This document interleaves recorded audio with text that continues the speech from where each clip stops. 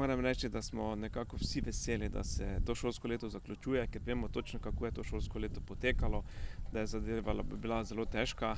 Če samo pogledamo, kar se strani epidemije tiče, smo imeli en kup nekih prilagoditev, tako prostorsko kot izvajanje tudi dela na daljavo. Moram reči, da smo zadevo uspešno zaključili. Se pravi, zadnji dan je v četrtek, kjer bomo imeli še obeležitev državnega praznika z proslavo, podelitev spričeval in potem grejo otroci domov. Res pa je, da imamo danes tudi en poseben dan, ki ga nekako vključujemo v občinske prireditve, ker je danes otvoritev rekreacijske poti, potem spet motorji parka v vrtcu.